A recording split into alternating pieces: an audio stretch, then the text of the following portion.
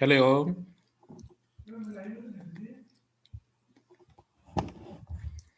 Hello.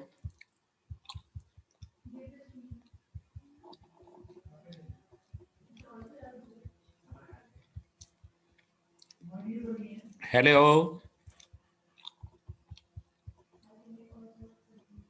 अस्सलाम sir. जी जी अस्सलाम, कैसे हैं जी? आप ठीक हैं? सर अल्लाह का शुक्र है, आप सुनाइए सर। जी जी बिल्कुल ठीक ठाक। मेरे ख्याल हमने chapter fifth I think we have to start. Sir last lecture में ले नहीं सका था, एरर आ रहा था सर जूम मीटिंग में, सो मुझे तो नहीं पता सर। जी यही है। अच्छा जी। कैसे हैं आप? सर अल्लाह का शुक्र सर। अच्छा, अभी you are the only one who have joined. कोई क्वेश्चन आपका उसामा? नहीं सर, मैंने चैप्टर 1 पढ़ा था अभी, सिर्फ उसमें तो नहीं है सर, जो रिवीजन में कर रहा हूँ उसमें। अच्छा,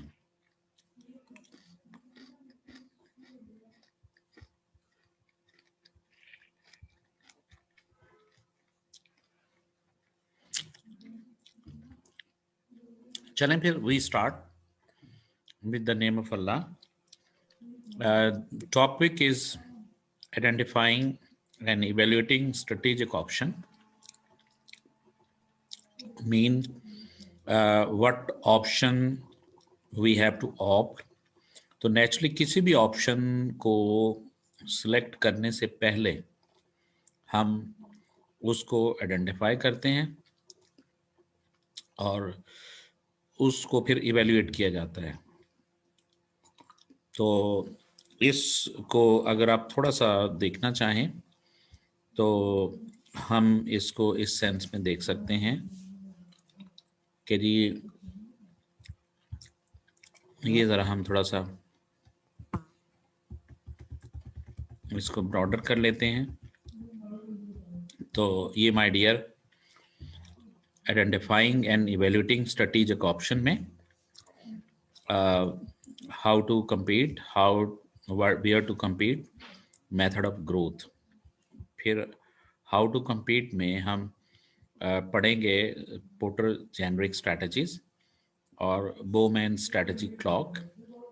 वेयर टू compete में हम एनसॉफ का प्रोडक्ट मार्केट मैट्रिक्स और मेथड ऑफ ग्रोथ में हम ऑर्गेनिक ग्रोथ को देखेंगे।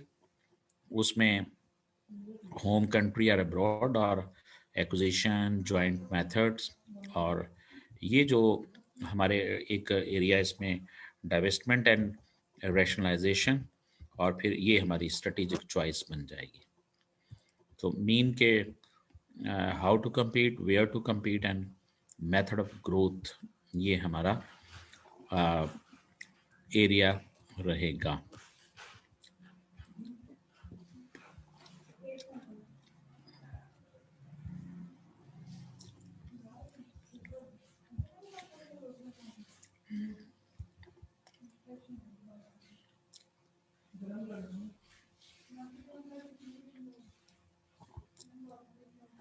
Now please, so first of all, there is three categories of strategic choices.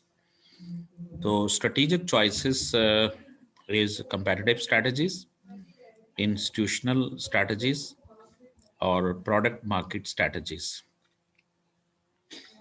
Competitive strategies mean how to compete, उसमें Porter की जेनरिक स्ट्रैटेजीज। प्रोडक्ट मार्केट में strategies में where to compete, और institutional में method of growth हम देखेंगे कि how we have to growth. Generic competitive strategies, Usama जरा बताइए ये जेनरिक स्ट्रेटजीज क्या होती हैं?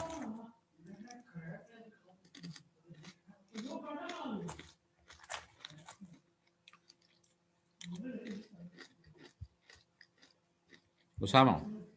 Sir I am very sorry sir, जितना खास याद नहीं है सर इसके बारे में।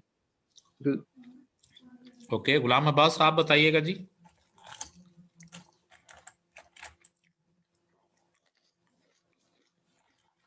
गुलाम अब्बास,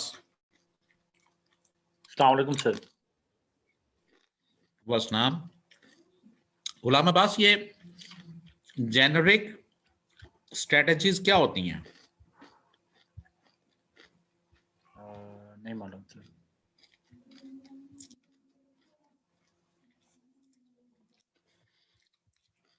सज्जाद, आप बताइएगा।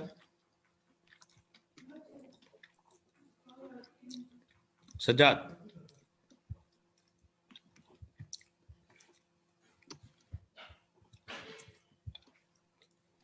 सज्जाद, आप मुझे सुन रहे हैं? जी जी, सज्जाद आप बोलिएगा।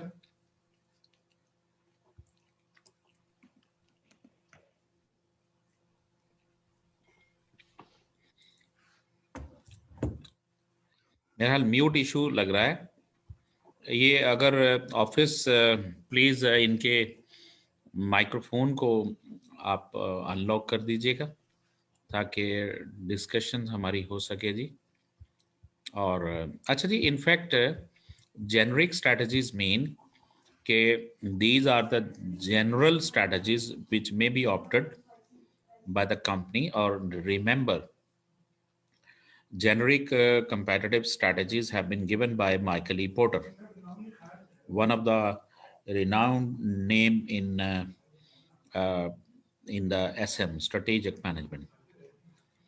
Now, the purpose of competitive strategy is to create a position within an industry which copes successfully with the five competitive forces and thereby yields a superior return on investment for the firm and a sustainable competitive advantage.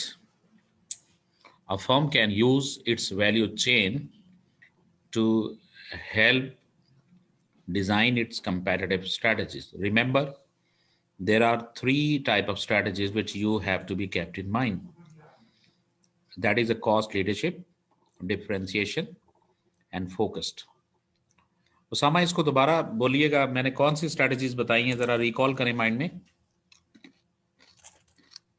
Sir cost leadership, differentiation and focus. जी, गुलाम अब्बास आप share करें। जी sir.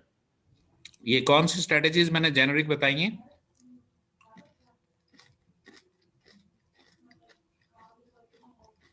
जी जी,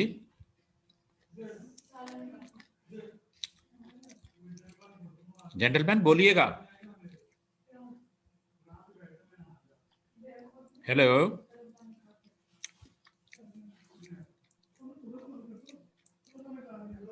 Ghulam Abbas.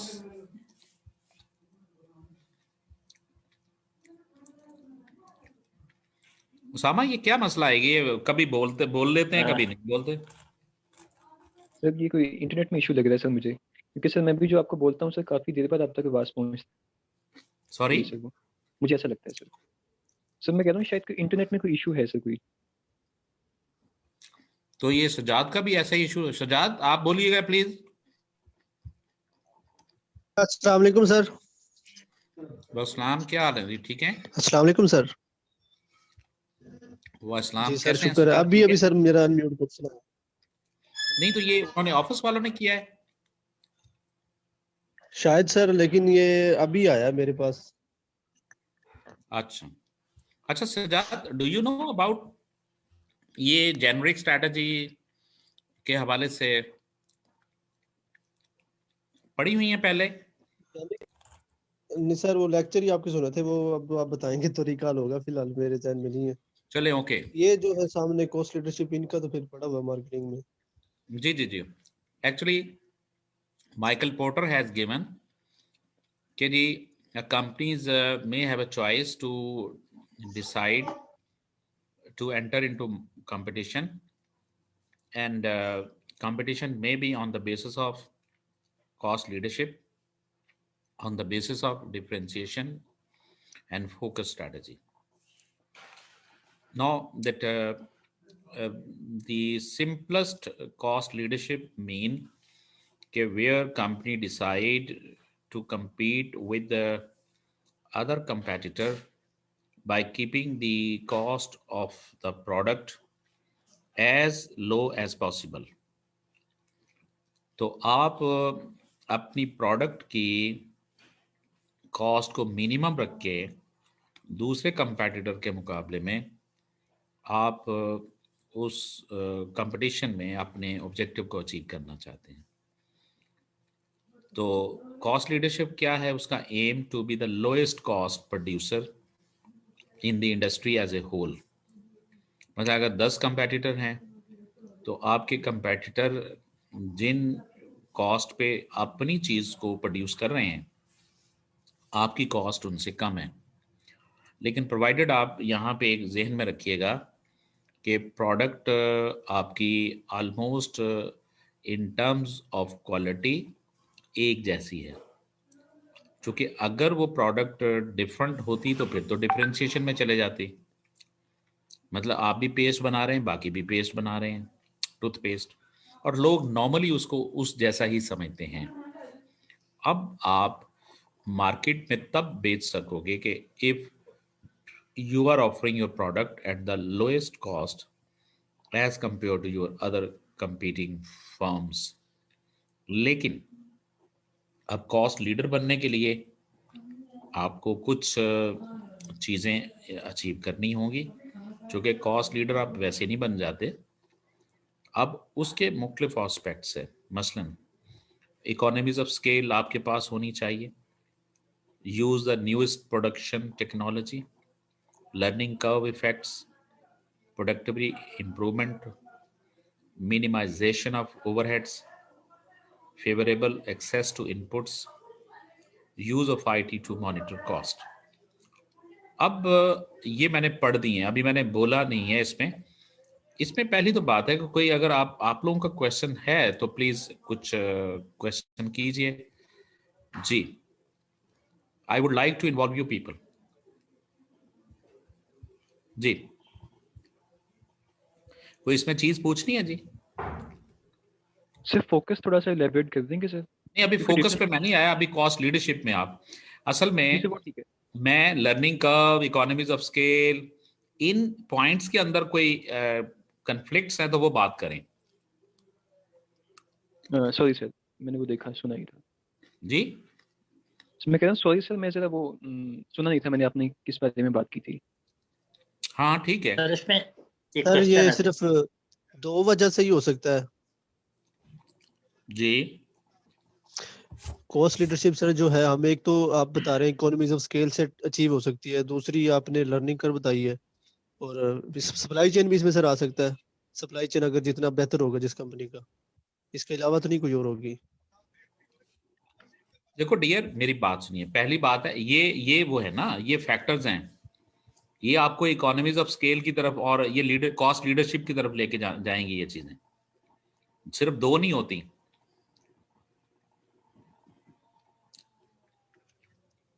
Got it? अब मैं चले, उसामा ने कहा जी, तो उसामा जरा लर्निंग कर्व बताइए क्या होता है।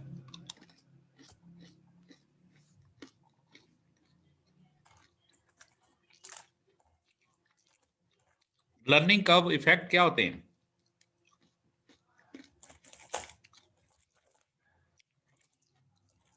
उसामा।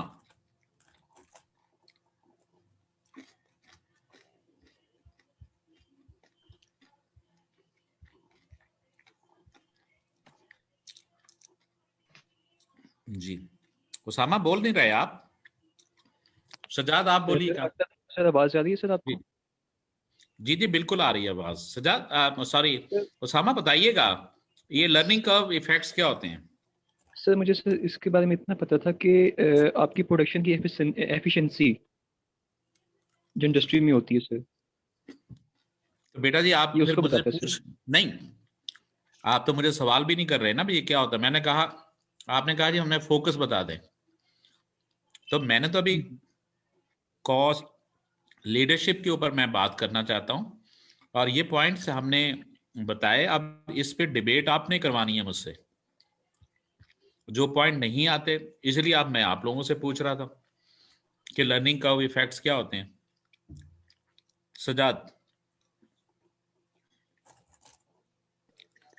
लर्निंग कर्व सर होता है कि एक्सपीरियंस के साथ हमारे लेबर की एफिशिएंसी इंक्रीज हो जाती है, हमारे प्रोसेस जो होते हैं उनका टाइमिंग फिर कम हो जाती है। नहीं, my sorry sorry sorry gentleman, learning curve effects नहीं आप, sorry mister Aneek. Sir learning curve effect ये हैं कि जी जी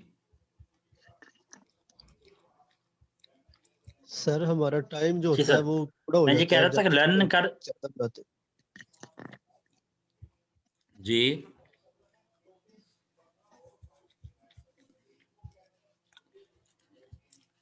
आवाज का प्रॉब्लम है, पता नहीं ये मेरी साइड है या आप लोगों की साइड पे इशू है। लेट सर काफी हो रही है, आवाज लेट आती है। हाँ सर वही। आवाज आ रही है मेरी? जी जी जी सर, जी, बोलिए लर्निंग कर्व बोलिए। इफेक्ट का मतलब ये है सर कि पर यूनिट कॉस्ट, लेबर की पर यूनिट कॉस्ट है वो हमारी कम हो जाएगी उनके एक्सपीरियंस के लिहाज से, लेबर के एक्सपीरियंस के लिहाज से। जैसे जैसे वो काम करते जाएंगे उनका एक्सपीरियंस बढ़ता जाएगा, उनकी स्किल्स जो है ज्यादा हो जाएंगी और उनकी जो कंजम्पशन टाइम है वो कम हो जाएगा पर unit. Thank you gentleman, this is Usama, ये है बात। सर सजाद। सर जी इस जी लिहाज जी से सर ये सर फिक्स्ड कॉस्ट नहीं हो जाएगी सर, जो कि पर यूनिट सॉरी। कितना विद रिस्पेक्ट टू यूनिट जब इंक्रीज करते चले जाएंगे तो कॉस्ट डिक्रीज करेगी, इस लिहाज से तो ये फिक्स्ड कॉस्ट हो जाएगी ना सर। नहीं बेटा, इसका कोई ताल्लुक नहीं इस चीज से। देखो, बात ये हो रही है जो अपना गुलाम अब्बास ने कही है, वो ये है कि as you learn with the passage of time, आपका एक्सपीरियंस ज़्यादा होता है, तो you gain some sort of efficiencies. वो काम जो पहले आप 10 मिनट में वो चीज़ करते थे, अब एक्सपीरियंस के साथ साथ आपके पास ऐसी टेक्निक्स आ गई हैं कि वो काम अब आप 5 मिनट में कर लेते हो, उसी चीज़ को मोल्ड कर लेते हो, बना लेते हो। ये जो वक्त के साथ आपके एक्सपीरियंस के साथ आपके स्किल्स में जो आपने गेन की हैं कैपेबिलिटीज, वो एक नया आने वाला बंदा उस तरीके से नहीं बना सकता। This is called my dear learning curve. जब सर नेस्ले कहता है ना जी कि हम 150 ईयर एक्सपीरियंस के साथ हम एक चीज़ बना रहे हैं, तो माय डियर वो आने वाली न्यू फॉर्म शायद उसको उस तरीके से नहीं बना सकती। ये जो आपके पास जो सेविंग्स और टेक्निक्स आई हैं, वो you have, but the other one is not having, so that why the cost to make to your company might be different one, because you are having some efficiencies, while that the other one is not having such sort of efficiencies because their experience is minimum one. I just would like to ask you, एक बंदा अभी आप just who has done MBA 1 year, I mean वो अभी उसने university से, अब do you think वो मुकाबला एक प्रोफेसर जिसका 30 ईयर एक्सपीरियंस उसका कर सकेगा? वो नहीं कर नहीं सर। सकता। अच्छा, उसकी वजह ये है कि अब वो एक टॉपिक जो उसने पढ़ाना है, एक्सपीरियंस टीचर, वो मुमकिन है वही चीज़ 10 मिनट में, उसके पास ऐसी टेक्निक्स हैं, ऐसी चीज़ें हैं, ऐसी एलेबोरेशन है, वो 10 मिनट में पूरे टॉपिक को कवर अप करवा देता है। नया आने वाला हो सकता है उसे 1 घंटा लगे, 2 घंटे लगे। अब ये जो एक्सपीरियंस ने उससे उसकी जो कैपेबिलिटीज को बिल्ड किया, और वो काम जो 1 घंटे का वो 10 मिनट, 15 मिनट, आधे घंटे में वो कर लेता है, ये है my dear learning curve effects. Got it? जी सर। सर इस तो लिहाज से तो ये सॉरी जी सर। जी जी जी जी, प्लीज प्लीज। सर इस लिहाज से तो सर ये जो कर्व है ये आपकी प्रोडक्शन और आपकी टेक्निक्स या एफिशिएंसी के बीच में रिलेशनशिप बताता है सर। नहीं बेटा, अब वो ना मैं आपको लर्निंग कर्व जो है असल में वो ये है कि आप बताते हो, ये कॉस्ट और टाइम को बताएगा, और ये इनवर्स बनेगा इस तरीके के साथ, ठीक है। और आप वो ये बताता है कि जी पहला यूनिट आपको, चूंकि मेरा एक्सपीरियंस नहीं था तो उसकी कॉस्ट ज़्यादा, लेकिन मैं जब जैसे जैसे एक्सपीरियंस बढ़ता गया तो कॉस्ट में कमी आती गई with the passage of time. और वो जो कमी आई है, चूंकि मेरा एक्सपीरियंस ज़्यादा हो गया, तो इसका मतलब है कि जो कंपनीज लर्निंग कर्व में दूसरी कंपनीज के मुकाबले में ज़्यादा होती हैं, वो ऑटोमेटिकली कॉस्ट लीडरशिप की तरफ ज़्यादा जाएंगी, चूंकि उनके पास सर्टन टेक्निक्स हैं जो किसी और के पास नहीं है। और वो काम जो कम कीमत पे कर लेते हैं वो नई फॉर्म नहीं कर सकती, क्योंकि उनका लर्निंग कर्व छोटा है। Got it? Got it sir, thank you so much. जी हाँ जी, मैम सोनिया प्लीज। सोनिया आप बात कीजिएगा। जी जी प्लीज प्लीज। अच्छा सजाद, ये बात क्लियर हो गई? जी सर। अच्छा, अब इसके अंदर कोई और पॉइंट है तो आप मुझसे पूछ सकते हैं, अदरवाइज मैं आपसे फिर पूछूंगा। तो लर्निंग कर्व में तो सर कोई नहीं है। क्या? लर्निंग कर्व मैं कह रहा हूँ समझ आ गई है, वैसे मैंने सर यही बताया था मैंने भी। आप नहीं, आपने ये नहीं बताया था, चेंज था थोड़ा सा उसमें। हाँ जी, कोई और चीज जी प्लीज। सर ये जो आपने इसमें लिखा हुआ last point, use IT to monitor cost, है इसमें इसका मतलब है कि आपको जो ईआरपी सिस्टम्स जो हैं आपके। देखो आईटी का मतलब, आज आप देखिए ना कि आपकी वो डाटा हैंडलिंग जो आप पहले मैनुअली करें, पता नहीं कितना टाइम लगता है। आज आईटी को आप इस्तेमाल करके से आप बिल्कुल, आप ईआरपी, एमआरपी 1, एमआरपी 2, आपका एमआईएस सिस्टम। तो इवन आप कभी रिसर्च के अंदर जाएं, डाटा हैंडलिंग, आप सारा डाटा आप you are maintaining on accounts through computer, और उसमें सॉफ्टवेयर एक फार्मूला अप्लाई करते हैं, और वो सारी की सारी चीज़ें अभी आप जो फिनेंशियल कैलकुलेटर्स हैं, तो वो सारी चीज़ आप उसमें दे के आप एक एक की करते हो, तो अमोर्टाइजेशन का टेबल सारा कंप्यूटर पे आ जाता है सामने। वो तो you don't need to calculate it, like no, it very easy one. So that's why the cost can be monitored through IT instrument. और अल्टीमेटली उससे क्या हुआ है कि हमारी कॉस्ट कम हो गई है। Is it? जी सर। ठीक है। और कोई इसमें पॉइंट्स? अब पॉइंट वाज दैट कि कॉस्ट लीडर आप उस वक्त स्ट्रेटजी अपनाएंगे कि जब आपकी प्रोडक्ट दूसरों के मुकाबले में उस कीमत पे, प्राइस पे है कि कोई दूसरी कंपेटिटर वो चीज़ नहीं प्रोड्यूस कर सकती उस कीमत में। और चूंकि आपकी प्रोडक्ट की कॉस्ट कम है, so that's why you are competing and you become a leaders. और इसमें जो है ना, वो जो आप दो सिर्फ चीज़ें नहीं होती, और भी अभी चीज़ें हो सकती हैं।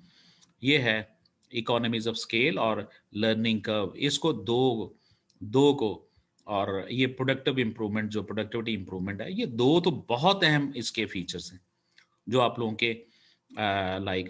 अभी आप देखें, फेवरेबल एक्सेस टू इनपुट्स का मतलब क्या है कि बाकी लोग भी इनपुट लेते हैं, लेकिन आपके पास भी इनपुट है, लेकिन उसमें कोई आपके पास ऐसी चीज़ है कि जो फेवरेबली आप ज़्यादा बेहतर तरीके से एक्सेस करते हो, उसकी कॉस्ट कम पड़ती है। उनको कम क्वांटिटी में परचेज करना पड़ता, आप ज़्यादा क्वांटिटी में परचेज करते हो तो चीज़ सस्ती पड़ती है। तो that's why I think you are getting. तो इस तरीके के साथ तो परचेसिंग पावर, आपकी बार्गेनिंग, जी सर आपकी बार्गेनिंग स्किल्स, आपकी परचेसिंग पावर। हाँ, वो भी है। फेवरेबल एक्सेस का मतलब है कि बाज़ का इंटरनेशनल कंपटीशन हो रहा है, तो कॉटन वो भी बाय करते हैं, कॉटन हम भी बाय करते हैं, लेकिन हमारे लिए आसान है। और हमने कुछ उस कॉन्ट्रैक्ट के साथ हमने कोई उनके साथ एग्रीमेंट किया हुआ है अपने फार्मर के साथ, वो हमें अगले 10 15 20 साल का मुआहदा है, हमें वो कम कीमत पे देंगे। बाकियों के पास ऐसी नहीं है फेवरेबल एक्सेस। दैट्स व्हाई जी उनको वो चीज़ महंगी पड़ती है, हम सस्ती ले सकते हैं। Got it? जी sir. Now that the differentiation. अब अगर इसके लेवल में यह है कि अगर आप कॉस्ट लीडर नहीं सक्सेसफुल तो दूसरी फिर वे क्या है कि आप डिफरेंशिएशन की तरफ जाइए, और डिफरेंशिएशन में mean you have to make your service और product a different, unique, novel from the other competing competitors. So, aim is to exploit a product or service perceived as unique within the industry as a whole. कि आपकी product बाकी उस पूरी industry में दूसरों से unique समझी जाए। ठीक है, लोग कहते हैं कि वो नहीं बाकी भी हैं लेकिन ये लीडर है जी, that is a wonderful product like, तो वो आप डिफरेंशिएशन है। अब एस्पेक्ट ऑफ डिफरेंशिएशन में क्या है कि आप या तो ब्रेक थ्रू प्रोडक्ट बनाएं या फिर कंपेटिटिव प्रोडक्ट। ब्रेक थ्रू क्या है कि रेडिकल परफॉर्मेंस एडवांटेज आपके पास, इम्प्रूव्ड प्रोडक्ट में क्या है कि मोर कॉस्ट इफेक्टिव है, और कंपेटिटिव प्रोडक्ट क्या है कि unique combination of feature, brand image, special product feature, unique combination of value activities. तो आपकी जो breakthrough products, improved product, competitive products हैं, चूँकि ये दूसरों के मुकाबले में डिफरेंट है, and that's why I think people mean customer public perceive your product more different from the other, and that's why you may charge even high prices as compared to your competitor, because your products are perceived to be unique one. Is it Okay, sir. clear? जी sir. Now there is a focused, ये फिर Michael porter कहता है कि sometime focus strategy. हाँ जी, ये Sonia is raising hand, please जी Sonia you may suppose to talk please. जी जी आप बात कर सकते हैं जी,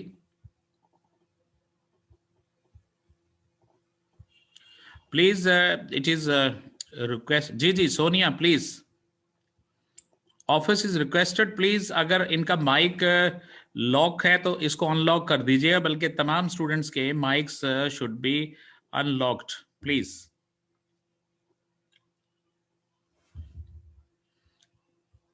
अच्छा जी, अब my dear, focus is activity is restricted to a particular segment of the market, either cost or leadership or differentiation strategy.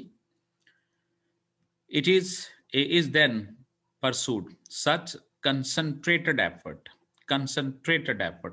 can be more effective, but the segment may be attacked by a larger firm.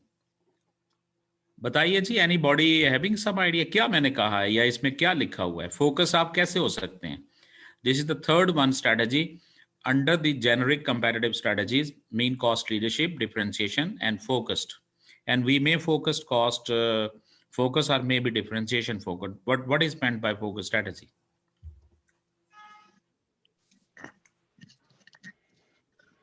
Sir niche market को हम target करते हैं इसमें, उसमें निशे market को हम differentiation से भी कर सकते हैं या कॉस्ट लीडर से भी कर सकते हैं। क्या वजह, क्यों ऐसा करना चाहते हैं? ये तो सर स्ट्रेटजी है, इसमें जो कोई भी वजह हो सकती है। जब हमने पिछला पढ़ा था, वजह ही तो जाननी है ना। हमने अभी प्रीवियस सर जो हमने पढ़ा था उसका लाइफ साइकिल थी उसमें प्रोडक्ट की, उसमें पढ़ा था कि जब प्रोडक्ट अपनी लाइफ पूरी कर लेते हैं तो फिर वो अपनी ये स्ट्रेटजी हम अपना सकते हैं कि किसी निशे मार्केट पे हम फोकस कर लें। चलें, हाँ जी, बाकी और लोग अपने अपना वर्जन दीजिएगा प्लीज। सर आपने पढ़ाया था कि जब गुड्स, ये अभी सजाद सही कह रहा था कि जो गुड्स अपनी लाइफ पूरी कर लेती हैं, जिस तरह कैश का जो है वो आपने पढ़ाई थी टर्म्स, जब उस लेवल पे गुड्स जाती हैं तो वो कहते हैं कि हमें जो है किसी एक सेगमेंट की तरफ जो है वो फोकस करना चाहिए ताकि हम उसकी तरफ ज्यादा जो है वो मार्केट कैप्चर कर सकें, बजाय इसके कि ज्यादा प्रोडक्ट्स हों और वो उनकी क्वालिटी वो न रहे।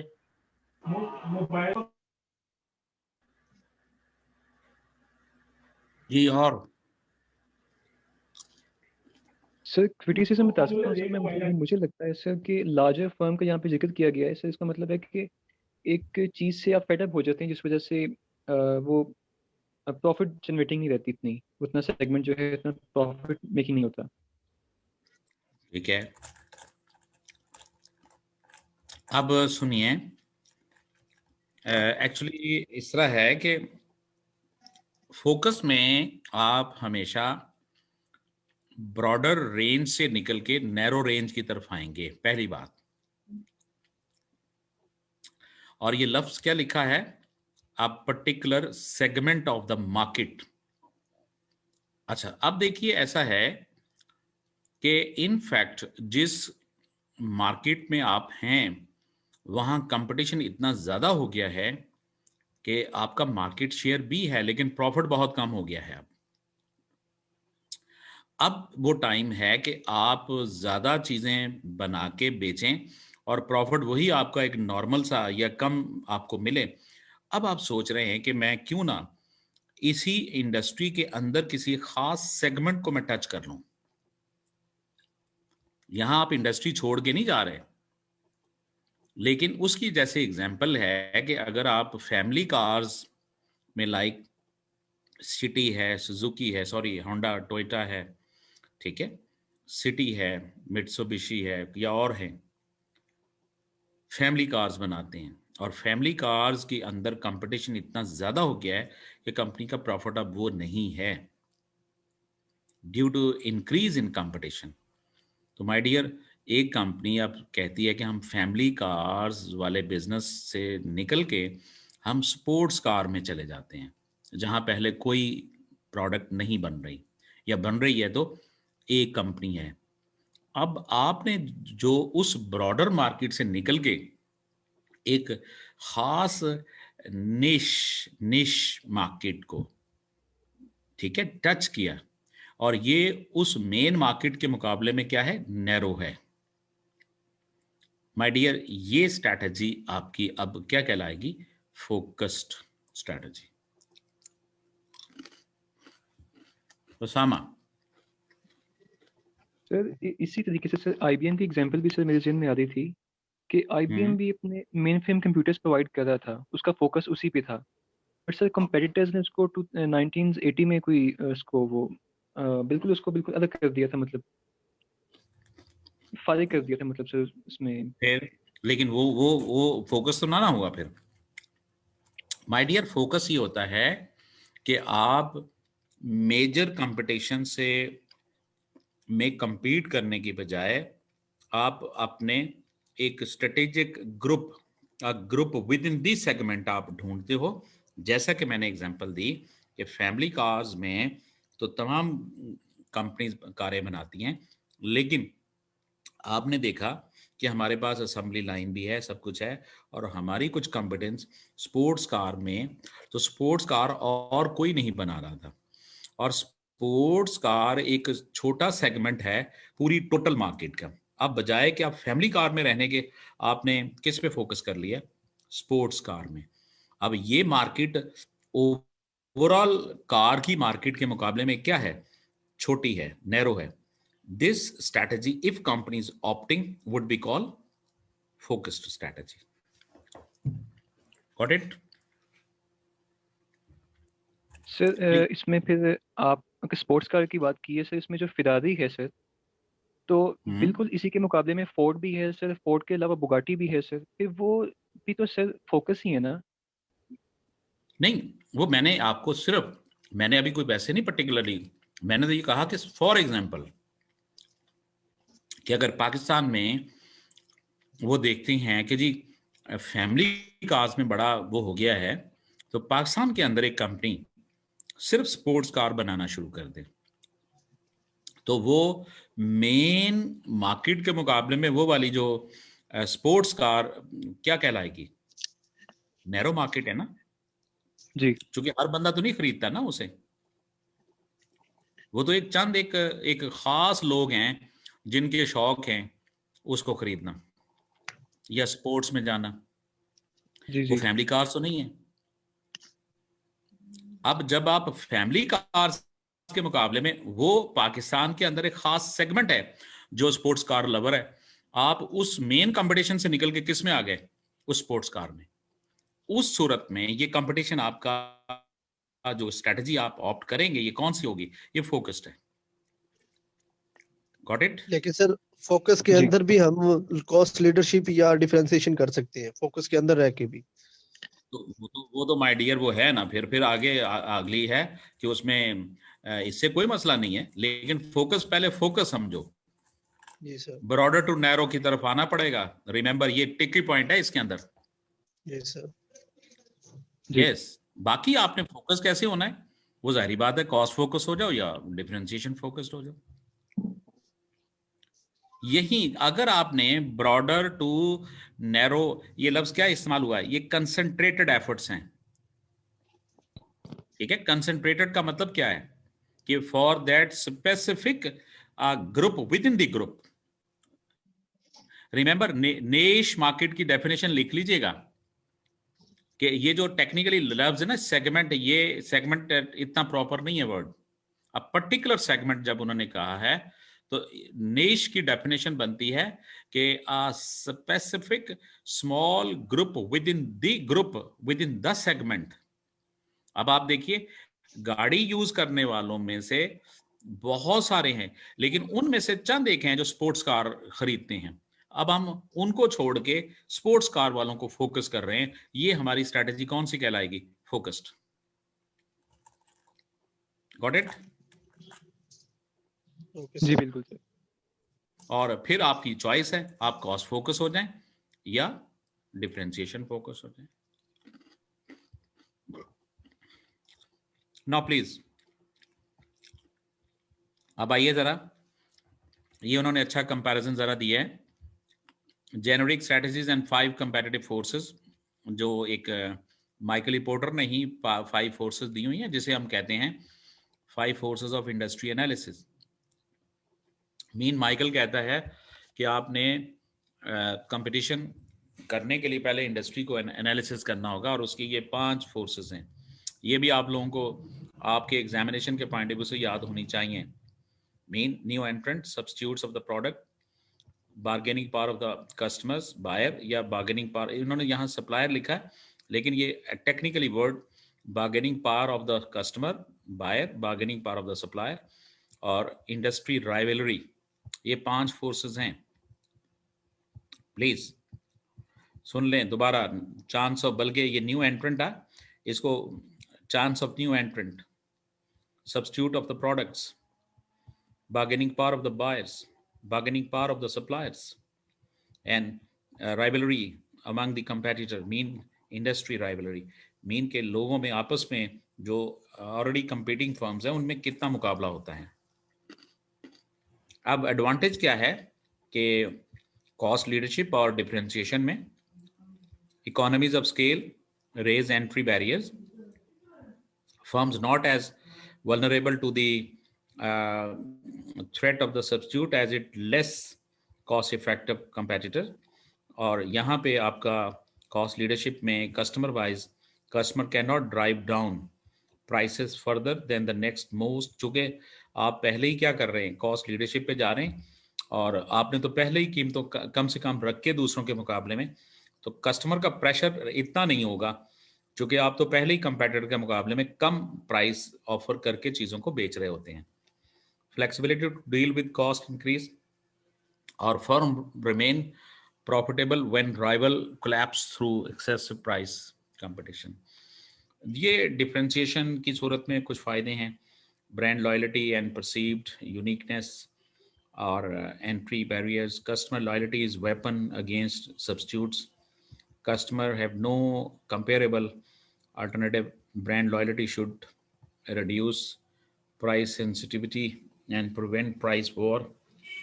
Higher margin can offset vulnerability to supplier prices rises.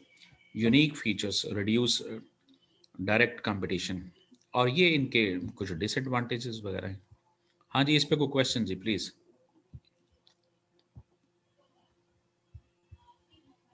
Ji please.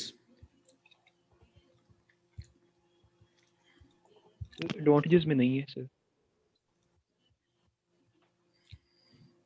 चलिए आगे फिर हम मूव करते हैं। एडवांटेज ऑफ फोकस स्ट्रेटेजी सुन लीजिए।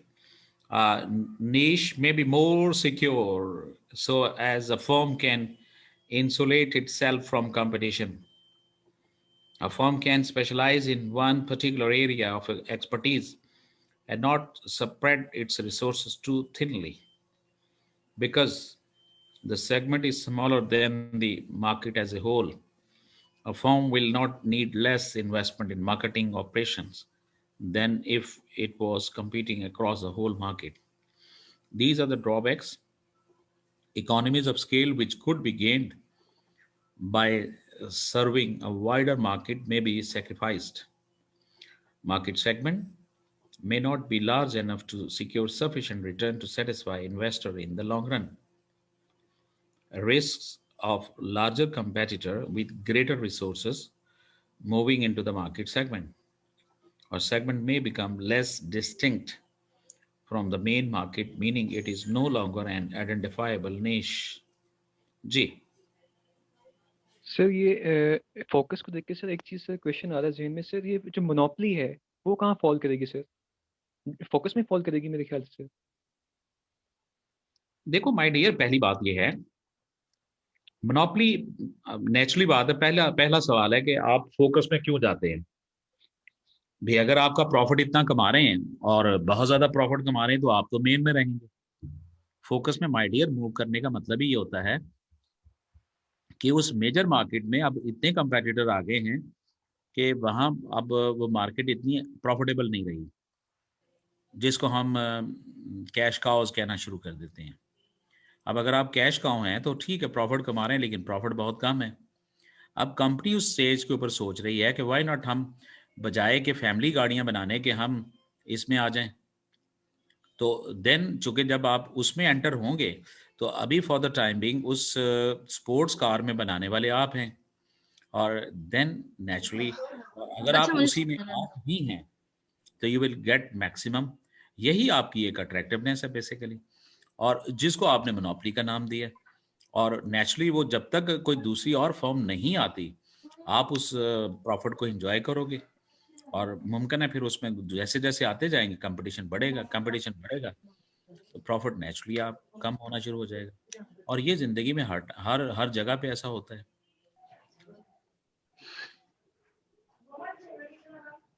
Is it?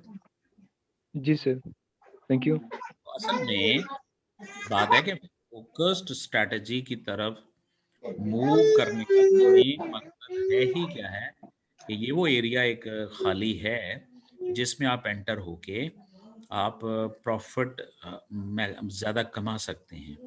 तो that's why this is the most attractive point for your company, and that's why you are moving here. Clear? और question थी कोई?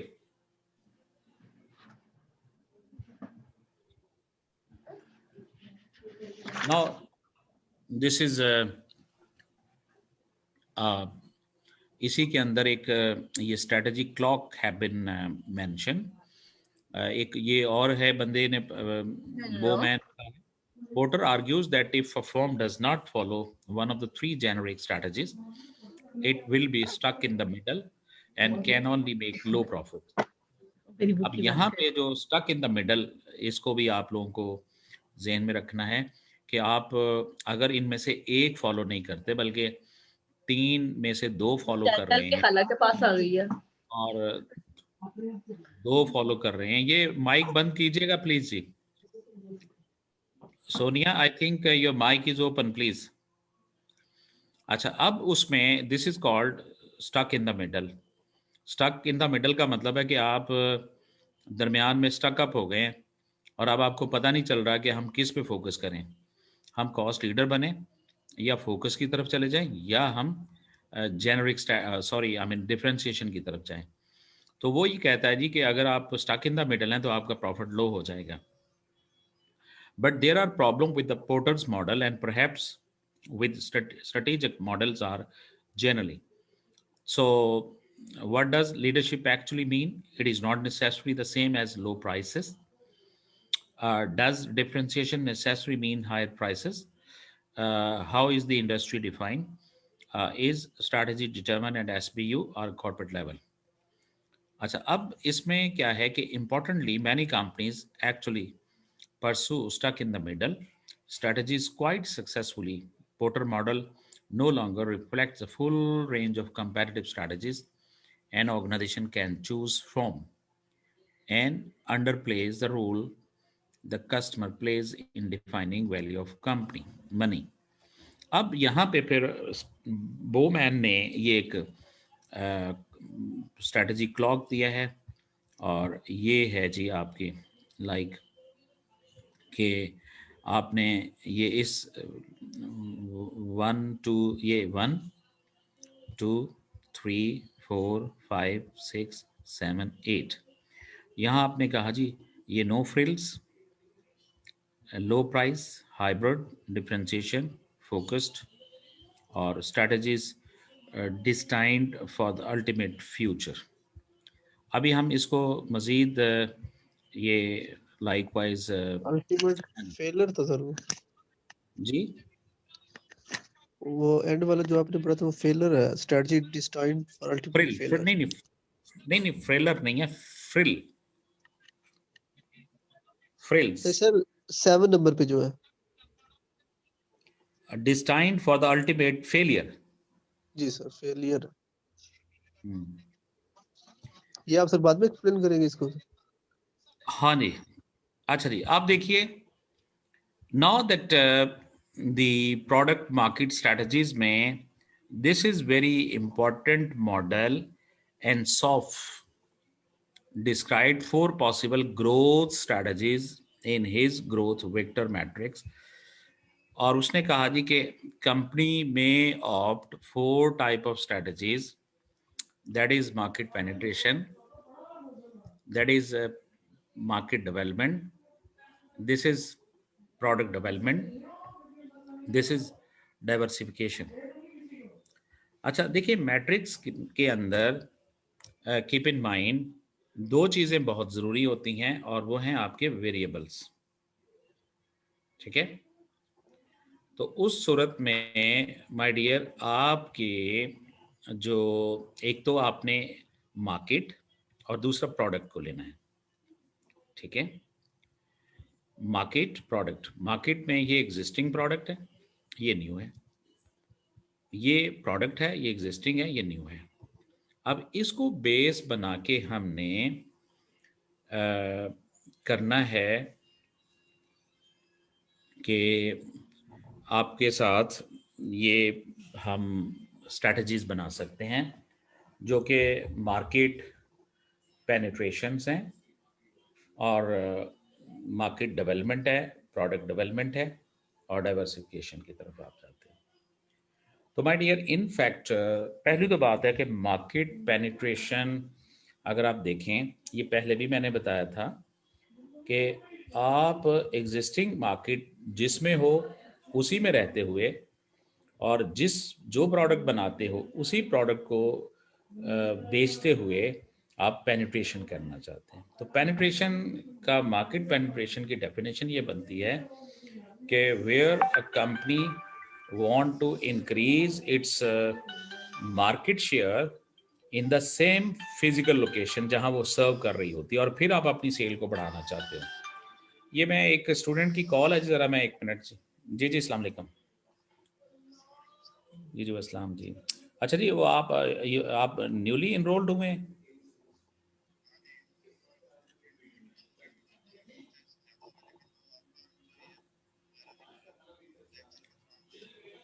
अच्छा बहरहाल वो ये होगा कि मैं अभी तो आई एम बिजी और द क्लास टाइम जो है वो 7:30 to 9 होती है, तो वो अभी फिर मैं आपको इनरोल करूंगा। अभी ज़रा ठहर के अपने ग्रुप में ऐड अप, ओके। और कल आप क्लास ज्वाइन कर लीजिएगा फिर, ओके, थैंक यू।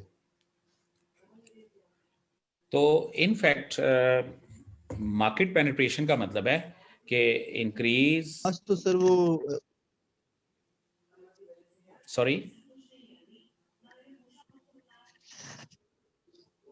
नहीं सर मैं उससे मैनेज करने लगा था, आपने उनको कहा ना क्लास का वो तो जो है अटेंडिंग वो तो ऑफिस की तरफ से उनको आएगा लिंक। नहीं मैंने तो लिंक नहीं करना, वो मुझे ग्रुप में कह रहे हैं कि जी आप मुझे ग्रुप में ऐड कर लें। जी सर लेकिन क्लास वो अभी अटेंड कर सकते हैं, मैं ये कह रहा हूँ। अच्छा वो फिर मुझे नहीं, वो मैंने तो उनको ग्रुप में ऐड करना, उन्हें उनकी रिक्वेस्ट ग्रुप में ऐड करने की थी। चाहिए होगा। बाकी तो वो हेड ऑफिस वाले करेंगे, वो तो हमें, हमारा तो नहीं उसमें कोई ताल्लुक। अच्छा जी, तो नहीं सर, इसमें ये है कि you want to increase your market share with the same product in the same market, लेकिन थ्रू अग्रेसिव प्रमोशनल कैंपेन आप लॉन्च करके अपने मार्केट शेयर को बढ़ाना चाहते हो। इसको हम मार्केट पेनिट्रेशन कहते हैं। तो ये देखें, एग्जिस्टिंग मार्केट, एग्जिस्टिंग प्रोडक्ट, क्या करोगे? मेंटेन और increase market share, dominate growth market, drive out competition from mature market, और increase uses by existing customer. फिर आप जब आते हो मार्केट डेवलपमेंट की तरफ, देखो मार्केट डेवलपमेंट में हमने सेल को इंक्रीज करना है, लेकिन हमारी मार्केट अब पहले वाली नहीं है, हम न्यू मार्केट में जाएंगे। This is what that you have to kept in mind कि in the market development we have to move to another geographical location। मसलन आप पाकिस्तान लेवल पे काम कर रहे थे, अब आप यूएई में, अरेबिक स्टेट्स में चले गए, यूरोप में मूव हो रहे हैं, लैटिन अमेरिका है, ऑस्ट्रेलियन मार्केट है, यूरोप की मार्केट्स हैं। जब आप वहाँ न्यू मार्केट में आप अपनी एग्जिस्टिंग प्रोडक्ट को लॉन्च करोगे, तो प्रोडक्ट वही है लेकिन मार्केट आपने नहीं बनानी है। ये है मार्केट डेवलपमेंट। यहाँ मार्केट सेम रहेगी, यहाँ मार्केट चेंज हो जाएगी। अब देखा इसमें new market for current product, new geographical area, export, new package sizes, new distribution channel, differential pricing to suit new segment.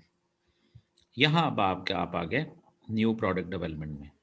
अब न्यू प्रोडक्ट डेवलपमेंट में आपकी मार्केट क्या है, एग्जिस्टिंग, और प्रोडक्ट क्या है, न्यू। तो आप एक नई प्रोडक्ट बना के आप कर रहे हैं, और ये फिर आपकी न्यू प्रोडक्ट डेवलपमेंट होगी। डाइवर्सिफिकेशन में माय डियर आप क्या करते हैं कि ये नई प्रोडक्ट और न्यू मार्केट, एक नई चीज़ बना के नई मार्केट में आप, और वो फिर डाइवर्सिफिकेशन आपकी दो किस्म की होती है, एक रिलेटेड है, एक अनरिलेटेड है। अनरिलेटेड को हम कंग्लोमरेट कहते हैं, और जो रिलेटेड है वो आपकी वर्टिकल और हॉरिजेंटल, वर्टिकल में फिर फॉरवर्ड, और इसमें ये बैकवर्ड। तो ये आपकी एनसॉफ मॉडल के मुताबिक ये आपका ये हो गया। ये भी आप लोगों को आपके एग्जामिनेशन पॉइंट ऑफ व्यू से माइंड में रखना चाहिए कि एनसॉफ की जो ग्रोथ स्ट्रैटेजीज जो मॉडल है उसमें on the basis of market and on the basis of product we may have 3-4 type of strategies. This is market penetration, market development, product development, or diversification. जी, clear? Sir ये diversification आप सारा ही कर देंगे, तो vertical horizontal ये तो नहीं प्रोडक्ट लाइन में जो हम करेंगे? नहीं बेटा जी, ये नहीं होती। जो वर्टिकल होता है ना, बताएंगे आप में से कोई और बता दें जी। अनीक, आप अनीक शाहिद, अनीक बताइएगा। जी सर, वर्टिकल इंटीग्रेशन। जी जी, वर्टिकल और जी sir, vertical integration would mean के आइदर इफ इट्स अपवर्ड्स तो हम अपने सप्लायर्स को डाइवर्सिफिकेशन। जी सर, वर्टिकल इंटीग्रेशन में इफ वो अपवर्ड्स तो हम अपने सप्लायर्स को बाय आउट कर रहे होंगे या अपनी कंपनी सेटअप कर रहे होंगे सप्लाई लेवल पे, और अगर डाउनवर्ड इंटीग्रेशन करते हैं तो वो हम अपने जो आगे रिटेलर है या डिस्ट्रीब्यूटर है उसकी तरफ हम जो है वो जा रहे हैं। बिल्कुल ठीक है, बिल्कुल ठीक है। डाइवर्सिफिकेशन में सर पढ़ रहे हैं हम ये। वही वही वही है, डाइवर्सिफाई में आप डाइवर्सिफाई हो रहे हैं, रिलेटेड में वही होगी जो आप इसको देख रहे हैं। और वो यही चीज़ है, वर्टिकल का मतलब यह है कि आप अपनी इनपुट साइड की तरफ अपने आप को डाइवर्सिफाई करोगे। ठीक है, जैसे कि आप एक प्रोडक्ट बनाते हैं, तो लेट से आप शूज़ बनाते हैं, तो आप जो उसका लेदर है, तो लेदर मेकिंग इंडस्ट्री की तरफ आप जाओगे। और अपनी ओन टैनरी कोई ओपन करते हो और उसको अरेंज करते हो, ये आपकी फॉरवर्ड हो जाएगी, बैकवर्ड हो जाएगी। फॉरवर्ड में आप मूव करोगे डिस्ट्रीब्यूशन साइड की तरफ, और हॉरिजेंटल में आप क्या करते हैं कि अपने ही कंपेटिटर जो उस इंडस्ट्री के अंदर आपका जो कंपीटिंग फर्म होती है, आप उसको किसी को बाय आउट कर लेते हो और अक्वायर कर लेते हो, और वो कंपनी आपकी बन जाती है। इसको हम हॉरिजेंटल कहते हैं। और सर क्लियर? अनरिलेटेड? अनरिलेटेड में आप बिल्कुल डिफरेंट इंडस्ट्री में मूव करते हो ना, जैसे आप ठीक हो गया। टेक्सटाइल की आपका बिजनेस है, तो now you have gone into cement industry. ठीक। अब वो क्या है कि एक बिल्कुल नई है और नई मार्केट है, ओके सर। इसको हम कंग्लोमरेट कहते हैं। और ये बात ध्यान में रखिए, कंग्लोमरेशन जब भी लफ्ज बोला जाएगा उससे मतलब अनरिलेटेड डाइवर्सिफिकेशन होती है। Okay sir.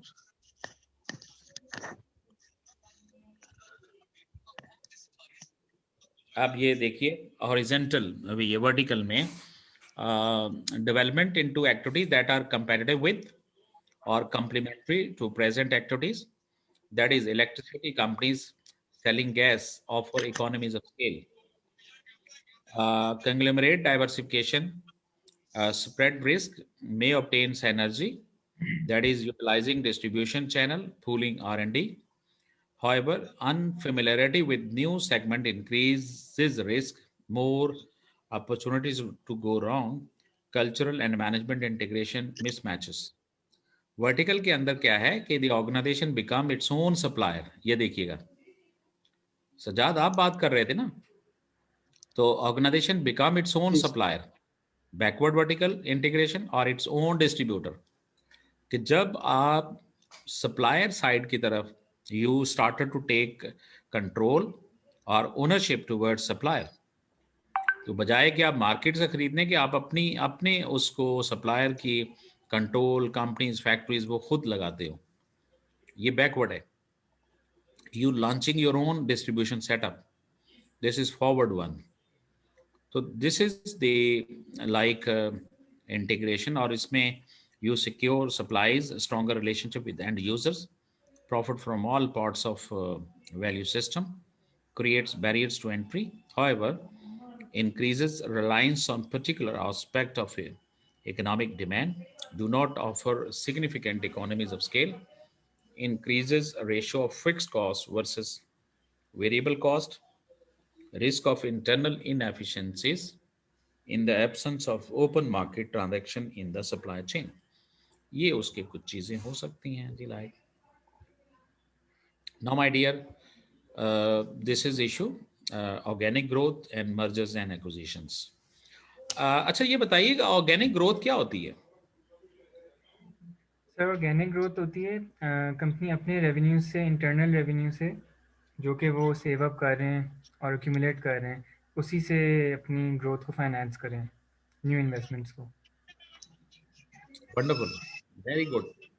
देखिए ग्रोथ के दो तरीके हैं जी, या तो आप इंटरनल, अच्छा दी internal growth basically is called organic. Organic mean natural, natural mean internal, or what that Anik has mentioned very rightly, that a company is using its own resources to expand its own business, ठीक है, वो internal है, वो that is called the like the organic one.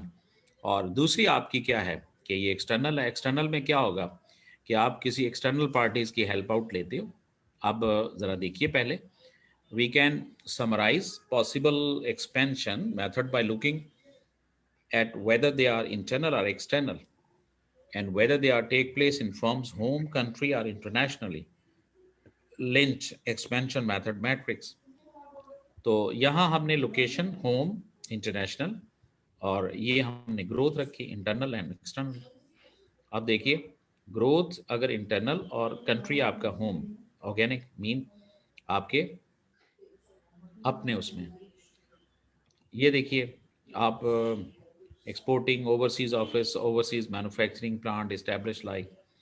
लेकिन यहाँ आप क्या कर रहे हो कि you are involve in mergers, acquisition, joint ventures, ठीक है, alliances, franchises, license, mergers, acquisition, joint venture, alliances वगैरह. तो दिस इज व्हाट लाइक कि आपने इंटरनली बेहतर होना है या एक्सटर्नली बेहतर होना है. ठीक है, तो these are sort of I mean some decision you people have to take for the growth, either mergers or either through acquisition wise.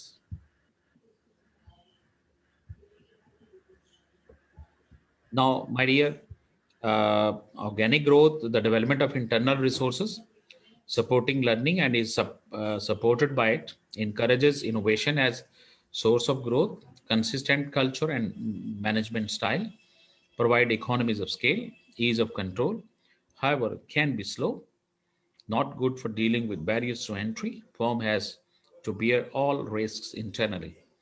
So far as mergers and acquisitions are concerned, so provide access to a variety of resources, product managers, supplier, production, facilities, technology, skills, distribution, facilities, marketing advantage, cash, tax losses, can overcome barriers to entry, can spread risk, can defend against predators. However, many acquisitions fail to enhance shareholder value, cost, the price is often too high, cultural problem, especially in management, top management, egos can wrap judgment, professional advisors drive the market, customer may be disturbed by changes. These are possible, some barriers, advantages are there. और अब हम आ रहे हैं international expansions की तरफ. और this is a की decision for international expansion mean that whether to expand abroad at all, which market to enter, mode of entry क्या होनी चाहिए. तो my dear, advantages क्या हैं कि higher sale and profit हो सकता है, life cycle extended, seasonality, spread risk, disadvantage, less control, costly, adaptations needed. Which market to enter, तो हमें market attractiveness जहां होगी, comparative advantage possessed, risk, political और एनी CSR इम्प्लीकेशन. इसमें कोई ये मार्केट अट्रैक्टिवनेस क्या चीज है माय डियर?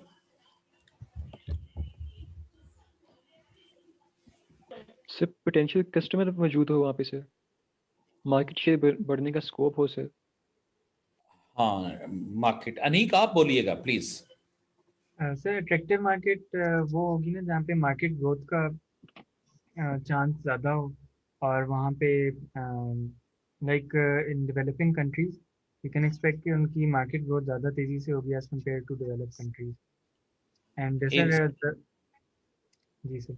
Exactly. Market जो attractiveness mean that how much market is lucrative, and ultimate we measure in terms of profitability, ratio profitability. Now, market attractiveness further depend upon market size या segment size, और फिर growth rate in the market, और plus level of competition. ठीक है, अगर market का size बहुत बड़ा है तो more is attractive, small size less attractive, growth rate if already या बल्कि if growth rate is high, बड़े चांसेस हैं, तो market is attractive. If market is growth is less attractive. और लेवल ऑफ कंपटीशन, अगर ऑलरेडी कंपटीशन उस मार्केट में बहुत है तो लेस अट्रैक्टिव, और if minimum competition is there. तो ये वो चीज़ें हैं जिससे हम फैसला करते हैं कि विच मार्केट एंटर. अच्छा, ये क्या चीज़ है CSR? Corporate social sorry, social responsibility. Corporate social responsibility. ठीक है. अच्छा जी, अब मोड ऑफ एंट्री में हम कैसे एंटर होना है, वो exporting, export, contract, manufacturers license. ठीक है, और हम फॉरेन डिवीजन्स या सब्सिडरीज अपनी बना सकते हैं. ये हमारी FDIs है, फॉरेन डायरेक्ट इन्वेस्टमेंट, ये कॉन्ट्रैक्ट करके और ये हम अपने ही मुल्क में बैठ के एक्सपोर्ट कर सकते हैं। तो एक्सपोर्ट ये मेजर हैं वो mode of entry, either through contract, either through FDIs। और सबसे ज़्यादा रिस्की ये काम होता है ना, ये चूँकि इसमें आप अपनी इन्वेस्टमेंट खुद लेके आते हो उस मुल्क में और अपनी सब्सिडरीज खुद ओपन करते हो, ठीक है। यहाँ जो फॉर्म्स आती हैं उनमें इंटरनलाइजेशन ज़्यादा होती है। यहाँ आप अपने ही मुल्क में बैठ के यहाँ रिस्क कम से कम है। ये आप अभी अपने ही मुल्क में हो लेकिन you are giving permission through contract in terms of licensing, franchising वगैरह जो हम बात करते हैं। तो before getting involve the company must consider both strategic, does it fit, and tactical, can we do it issue। जी, any question? सर इसमें एक और मोड ऑफ एंट्री नहीं हो सकता, that would be a joint venture, partnership with a local firm. देखिए जब आपने जॉइंट वेंचर किया तो मुल्क से बाहर आ गए ना, आप निकल आए। जी तो सर। जब मुल्क से बाहर निकले तो आपकी इन्वेस्टमेंट तो आ गई, वो A और B मिलके C किसी मुल्क में जाके इन्वेस्टमेंट कर रहे हैं माय डियर। अच्छा, सो वो ये फॉरेन डिवीजन की तरह ही होगा तो नहीं, consider देखिए होगा। देखिए देखिए, अब सिंपली जब अगर नेस्ले पाकिस्तान में आ गया तो FDI हो गई, और अगर ICI और नेस्ले मिलके पाकिस्तान में आते हैं तो वो आपके मुताबिक वो जॉइंट वेंचर है। तो वो तो बात तो फिर आ गई ना, आपने पार्टनरशिप दो बिजनेसेस ने मिलके किसी मुल्क में। असल तो बात ये है कि मोड ऑफ एंट्री 3 है। आप you are in your home country and you just involve in exporting. फिर you are in your home country but you are giving permission through franchising और थ्रू लाइसेंसिंग। और अब आप क्या है कि आप अपने मुल्क से बाहर आ गए and you have made investment in Pakistan, you have made investment in Australia, ठीक है, you have built, established, installed your own businesses। तो फिर तो पैसा लग गया ना आपका।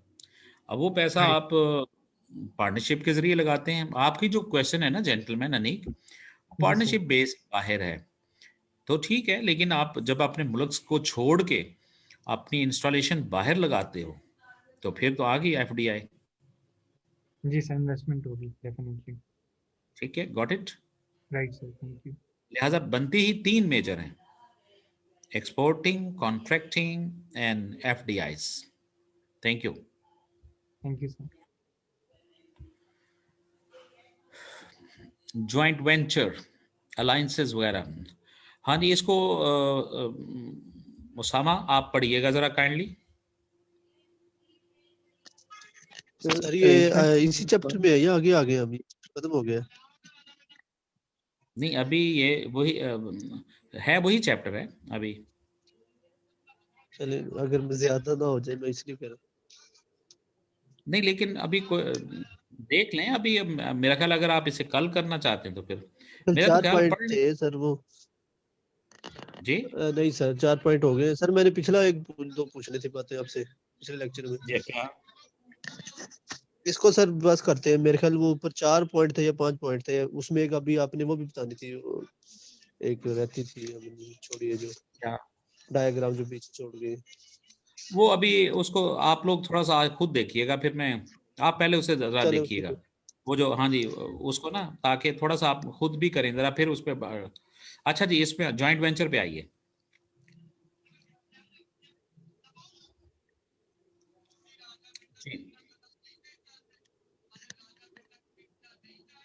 सामा पढ़िएगा। So arrangements between firms to pool their interests on a project. The mechanism is to create a new firm under joint control. अच्छा, अब सुनिएगा। देखिए, जो सबसे अहम चीज़ है कि इसमें you are creating a new form under joint control का मतलब है कि 2 या 2 से ज़्यादा फर्म्स मिलके एक और इंडिपेंडेंट एंटिटी ओपन करती हैं, तो this is called joint venture. Got it? Right sir. आगे जी सर। अलायंसेस।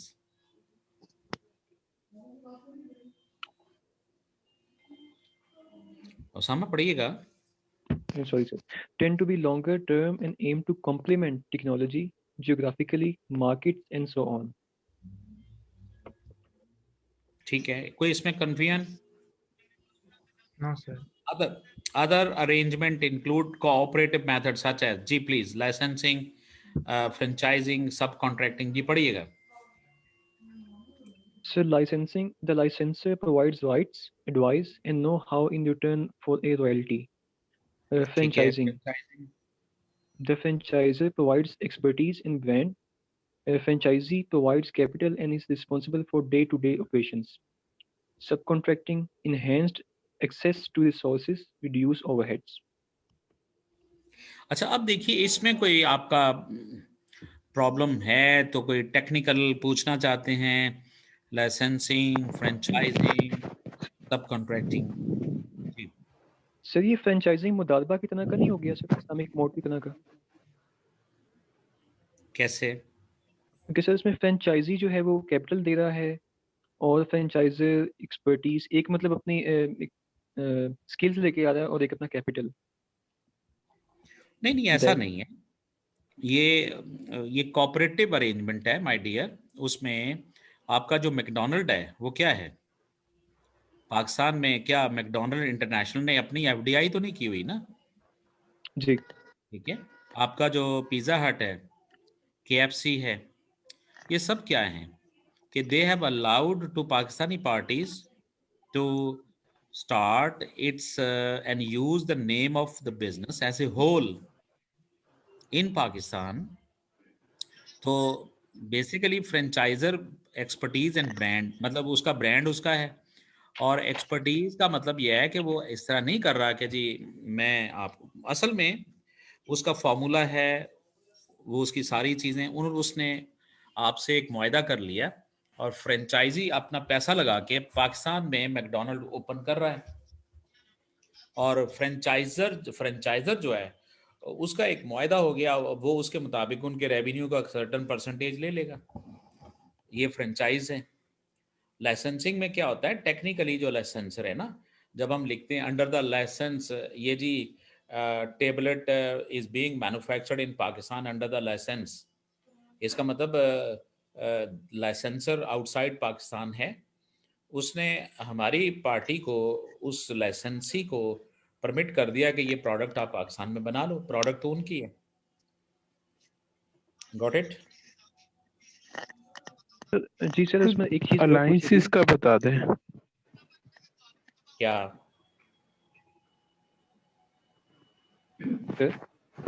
जी सर रॉयल्टी के बारे में चीज पूछनी थी कि सर लाइसेंसिंग में तो रॉयल्टी का वर्ड यूज हुआ है, तो सर फ्रेंचाइजिंग में रॉयल्टी का वर्ड यूज नहीं होगा क्योंकि आप माहवार या सालाना उसको पैसे ही देते सर जो आपको नाम दे रहा है अपना।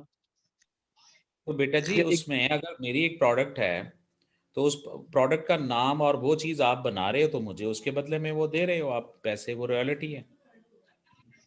सर क्वेश्चन मेरा ये था कि आप लमसम में ही दे देते हैं या फिर देखो बेटा ये देखो ये कॉन्ट्रैक्ट है, मैं और आप जो भी तय कर लें उसमें क्या मसला है?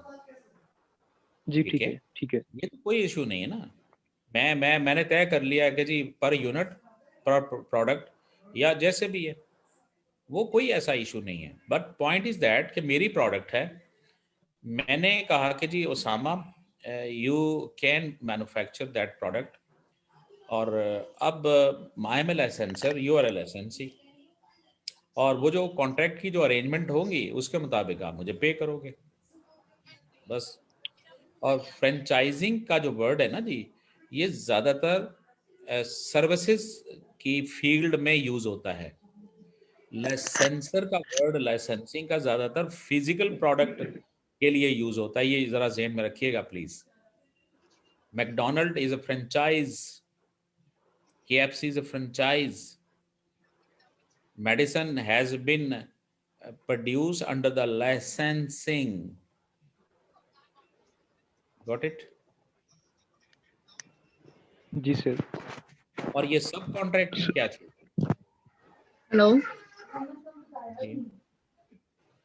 सर, मुझे ये पूछना था कि ये जो मार्केट ऑप्शन मैट्रिक्स है ये इसमें और एनसएफ का जो मैट्रिक्स है ग्रोथ फैक्टर, इसमें क्या डिफरेंस है? कौन सा मार्केट? अच्छा सोनिया, मुझे ये बताइए, जब मैं पूछ रहा था तो आप you were not responding. Sir actually मेरा म्यूट था तो मैं कैसे करती रिस्पॉन्ड। मैंने ग्रुप में मैसेज भी किया था कि मैं म्यूट हूँ। ओपन कौन करता है म्यूट को? सर मैंने अभी म्यूट ओपन किया तो गलती से हो गया था, वो बच्चे एकदम से आ गए मेरे पास तो वो गलती से ओपन हुआ तो उस वजह से शोर हुआ। वो तब आपने मुझे अनम्यूट कर दिया हुआ था, लेकिन उससे पहले मैंने मैं नहीं, इसलिए नहीं बोल आई रही थी। नेवर, मैं अनम्यूट किसी को नहीं करता मैम। सर वो एडमिन ने कर दिया हुआ था मुझे अनम्यूट, तो लेकिन वो मैं तो नहीं मैं करूंगा म्यूट ना। थी तो मैं कैसे आंसर करती। अच्छा, अब आपका सवाल क्या है? सर मेरा क्वेश्चन ये था कि एनसेफ का जो ग्रोथ वेक्टर मैट्रिक्स है और मार्केट ऑप्शन मैट्रिक्स है, इनमें डिफरेंस क्या है? मतलब ये मेरे पास जो बुक है ना उसमें ये सीमा की ही बुक है, तो उसने इसका एक्सटेंडेड वर्जन बताया जो एनसेफ का मैट्रिक्स है। उसमें उसने बताया कि जो लिंच है उसने एक नया मैट्रिक्स लॉन्च किया जो था मार्केट ऑप्शंस मैट्रिक्स। तो इसमें मतलब एक्सटेंडेड वर्जन है जो, उसमें थोड़ा सा डिफरेंस आता है कि रिलेटेड और अनरिलेटेड में फिर कुछ चीजें हैं, कुछ और भी विड्रॉल, डीमर्जर, प्राइवेटाइजेशन, ये सारी चीजें डिफरेंसेस है हाँ, तो थोड़े से, वो तो तो मुझे मैम उसका ऐसा है ना डिफरेंस जी कि समझ नहीं आ आप, रहा। ऐसा होता है कि जो पहले चीजें उनमें कुछ उन्होंने एडिशन किया, लेकिन उसकी बेस वो एक ही चीज बनती है उसमें। बाकी जैसे उन्होंने प्राइवेटाइजेशन का जिक्र नहीं किया उसमें, उन्होंने जिक्र कर दिया है उसमें। ठीक है। सर किस तरह से अच्छा, रिलेट करें ना, मुझे समझ नहीं आ रहा ना। कैसे? सर अब मैट्रिक्स में आपको कैसे, मैं ग्रुप में शेयर कर दूं मैट्रिक्स जो यहाँ पे बना हुआ है, हाँ जी, हाँ जी, लिंच का जो मार्केट ऑप्शन मैट्रिक्स है, जी जी जी जी। मैं ग्रुप में शेयर कर। अच्छा, आप शेयर करें फिलहाल। अच्छा जी, ये सब कॉन्ट्रैक्टिंग बताइए क्या है? सर आउटसोर्सिंग कह सकते हैं इसको सर आप? एग्जैक्टली 100% ये वही है। ठीक है, आउटसोर्सिंग ही है। ठीक है। और सब लेटिंग, सब कॉन्ट्रैक्टिंग क्या है? Enhanced access to resources. और अब इनहैंस्ड एक्सेस का मतलब क्या है कि वो रिसोर्सेज कंपनी खुद बनाने के वो मार्केट से बाय आउट कर लेती है। ठीक है। और this is the one of the benefit. अब जैसा कि आजकल बहुत सारे एरियाज में आउटसोर्सिंग होती है, और उसकी बेस्ट एग्जांपल हम मुल्तान में आईसीएमपी की जो मुल्तान कैंपस को हम पढ़ा रहे हैं, हमारी सारी फैकल्टी आउटसोर्स है, सब कॉन्ट्रैक्टेड है। ठीक है। तो दिस इज व्हाट। अच्छा, अब अगर ये परमानेंट बेसिस के ऊपर अगर इसको वो चीज़ को लेते तो माय डियर, परमानेंट पे तो प्रॉब्लम आ जाता। ठीक है। और लेकिन अब उसका एक फ़ायदा ये होता है कि आप इस बेसिस के ऊपर आप वो फैकल्टी जो आपकी परमानेंट नहीं है but which is in rich, which is high competent one, वो आप उसके ऊपर एक्सेस हासिल हो गई। अदरवाइज तो एन आईसीएमपी की जो भी फैकल्टी होगी वही पढ़ाएंगे, लेकिन शहर के वो अच्छे टीचर्स जिनकी रैपो बहुत फंटेस्टिक है, आप उनको नहीं ले सकते थे। तो दिस इज़ व्हाट के जो आपकी सब कॉन्ट्रैक्टिंग होती है उसके अंदर हम मज़ीद आपको इन्हेंस एक्सेस टू रिसोर्सेज हो जाती है। और हमारे जो ओवरहेड है, अब ओवरहेड का मतलब भी सुन लें कि इनफैक्ट होता क्या है कि हमारे पास लाइक जैसे अगर परमानेंट फैकल्टी हो तो आपको उनकी सैलरी पैकेजेस ज़्यादा होंगे, प्लस उनके ऑफिसेस, बिजली के खर्चे, गाड़ियाँ अगर आप दे रहे हैं, तो अब आपने उन वो बजाय के वो कॉस्ट सेव कर ली, और you are just paying on the basis of their engagement with the company. तो दिस इज द लाइक, तो एनी ऑफ कोऑपरेटिव अरेंजमेंट में we may involve licensing, franchising, ठीक है जी, और सब कॉन्ट्रैक्टिंग हम कर सकते हैं। सर अलाइंसेस का बता दे, अलाइंसेस का।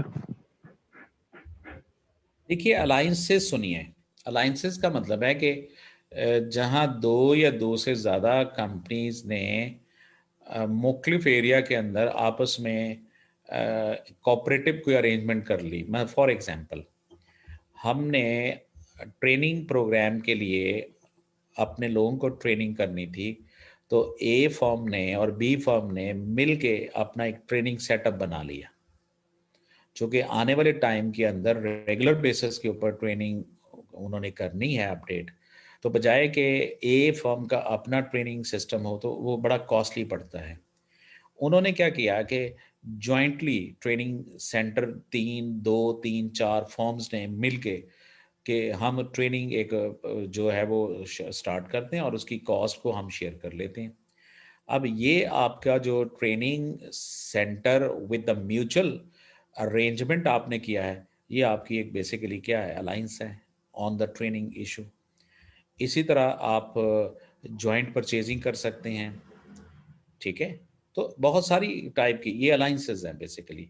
अलाइंसेस में भी कॉम्प्लीमेंट टेक्नोलॉजी बेस के ऊपर, ठीक है। आप कि एक पार्ट आप एक कंपनी उसमें बहुत एक्सपर्ट है और दूसरे में दूसरी, तो कंपनी ने कहा जी कि ये प्रोडक्शन आप कर लें मैक्सिमम और ये हम कर लेते हैं।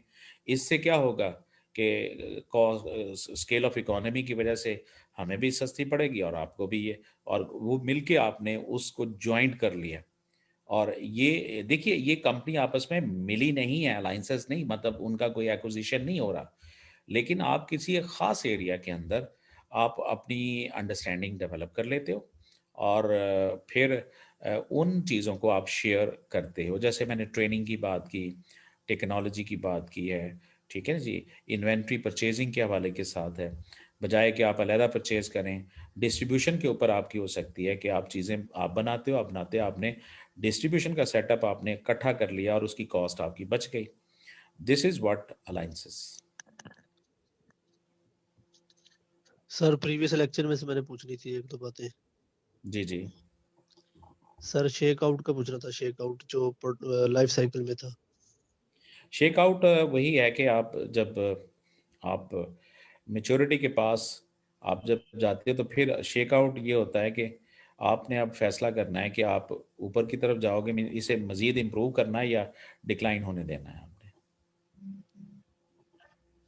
सर ये हो सकता है कि अगर कोई प्रोडक्ट फेल हो जाए, यानी कि उसने आगे मैच्योरिटी में जाती नहीं, उसको भी शेक आउट ही कहेंगे? हाँ जी, वो शेक आउट ही है ना, बिल्कुल एग्जैक्टली। या थोड़ा मतलब सा आप डिप आता है जो उसी को सिर्फ कहेंगे शेक आउट? डिप है या वो भी है, वो फेलियर की तरफ जा रही है। अब you have to decide it, like कि हम इसे ख़त्म कर दें या इसको आगे लेके जाएं। सर जो खत्म करना है उसको कहेंगे shake out, shake out divestment का को? मतलब है कि जी वो एबनॉर्मल कुछ एक्टिविटीज हो रही है और फैसला करना पड़ेगा ना, कंटिन्यू करना है या ऐसे हम कुछ क्या करें, मॉडिफाई करें, ना करें, छोड़ दें। क्लियर? ठीक हो गया सर। और सर दूसरा मार्केट शेयर जो था, ये मार्केट शेयर एक्सप्लेन कर दें सर। देखो, मार्केट शेयर हमेशा रिलेटिव मार्केट शेयर होता है और मार्केट को जब हम उस इंडस्ट्री में वो टोटल 100% पे होती है। जिस तरह अभी हम कहें जी कि पैकेज्ड मिल्क की टोटल मार्केट कितनी है, और फर्ज करें हम कहते हैं जी वो 10 मिलियन यूनिट्स हैं पर ईयर, फिर हम कहते हैं कि जी ये मार्केट शेयर है, ठीक है।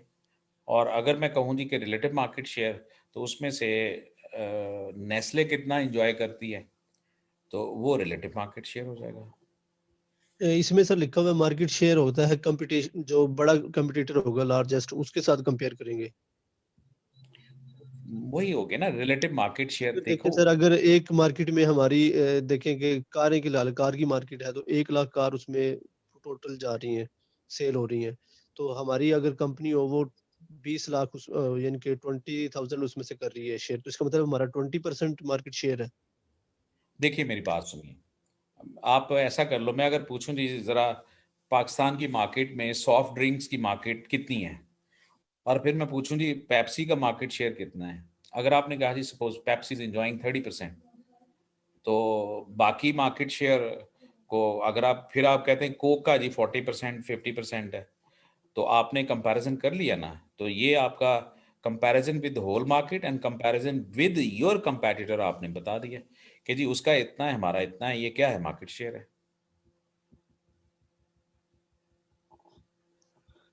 यही तो सर मुझे कंफ्यूज था कि होल मार्केट के साथ करेंगे या सिर्फ कंपटीटर के साथ करेंगे, मार्केट शेयर हम वो किसको आपकी देंगे? चॉइस है माय डियर, वो आपकी चॉइस है। वो होल के साथ कर लें आप।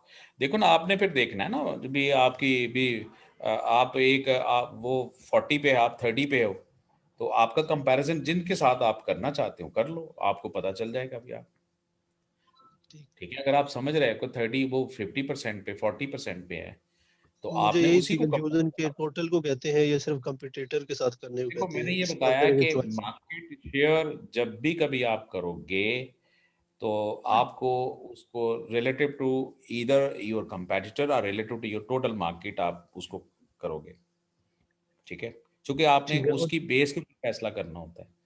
वो कोई मसला नहीं, आप लेट से आप अपना जो आपका कंपीटिंग फॉर्म है जिसको आप समझ रहे हैं कि हम इनके साथ मुकाबला करना है, उससे कंपैरिजन कर लो और ये और तीसरी कंपैरिजन सर चीज, ठीक हो गया सर, ये जो वैल्यू चेन में हमने पढ़ा था कि ऑर्गेनाइजेशन थे ना, एक एक तो थी प्रोडक्शन और थी, और दूसरी सर्विसेज ऑर्गेनाइजेशन थी, और तीसरी थी नेटवर्क ऑर्गेनाइजेशन।